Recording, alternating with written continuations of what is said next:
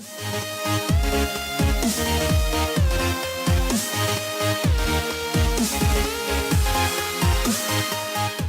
after pandemic. This was the text written by Pope Francis and prefaced by Cardinal Michael Senti. This is a collection of 8 significant spoken and written texts dated from 27th March to 22nd April 2020. It has a universal character because the message in it is directed to everyone without exclusion. This is so because the subject of consent affects everyone without discrimination, irrespective of class, status, gender, and race. It is an assurance of hope built on faith. This collection has 2 objectives. The first is to suggest directions, keys, and guidelines for rebuilding a better world which might be born out from this crisis of humanity. The second, in the midst of so much suffering and bewilderment, to sow hope. The Pope clearly bases this hope built on faith, because with God, life never ends. In the first part of the book, Pope Francis envisages a new vision for the world, which might emerge as a result of this pandemic, and he urges all to prepare for the afterward of the pandemic. He describes this new vision as a new flame which should be kept burning in faith and trust in God, removing all kinds of fear. Thus he continues to ask, why are you afraid?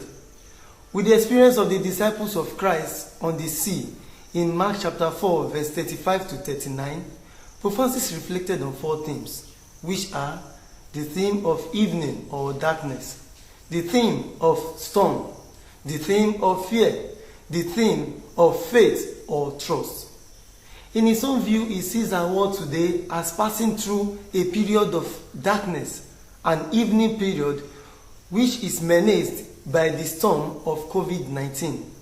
Unlike the disciples, we are naturally afraid. But he wants us to follow the example of Christ, who was at rest even in the midst of the storm because he trusted in the Father. Thus he encouraged all the governments of the world to remove fear and anxiety and to prepare for a life after the pandemic in which its new flame burns away every kind of indifference and hatred. Likening the present situation to that of a combat, that is, war against COVID-19, the Pope refers to all of us as an invisible army. Whether we have access to the pandemic or we are in care of those who have caught the virus and as well are keeping safe. He summons first the concern of the government to reconsider a minimum wage and as well begin to see humans' life and dignity as paramount after this pandemic. Just as Christ encouraged Mary Magdalene after the resurrection, as recorded in Matthew chapter 28 verse 9, the Pope calls on all of us to be courageous even amidst this pandemic and know that we are not alone. Remembering the fear that fell upon the apostles after checking upon Christ and seeing his absence in the tomb, the Pope reaches out to all of us as a father, especially to those who are falling into despair through the loss of the lives of their loved ones. Very unforgettable lesson we all should imbibe is the fact that no one can save himself. Rather, we all should act as one, so as to put to flee the flame of indifference. In his homily on Divine Mercy Sunday, the Pope warns against a more perilous virus, that which he calls the virus of selfish indifference, meaning that which makes one be more concerned about oneself and forgets the other.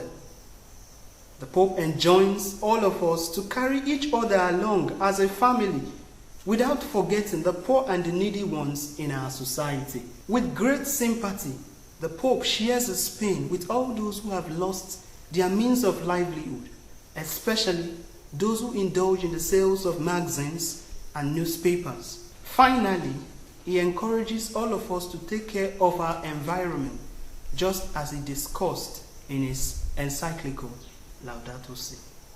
As a conclusion, in the words of the Holy Father to everyone, he says, Let us not think of our own interests, our vested interests, but rather we should accept this time of trial as an opportunity to prepare for our collective future, a future without discarding anyone. Because with an all-embracing vision, there will be no future for everyone. Thank you, and God bless you. The video you just watched now was the product of our students, our seminarians, from the Catholic Diocese of Ijebu-Ode. I would like to, in a very special way, thank the Bishop, Most Reverend Dr. Francis Obafemi Adesina, for giving us the opportunity of having this short video clip.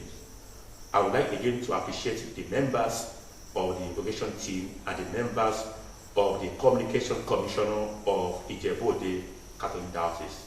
I thank you all. I'm Father Michael Sunday Okoyeka, the Invocation Director of Ijebu-Ode Diocese. Thank you for watching.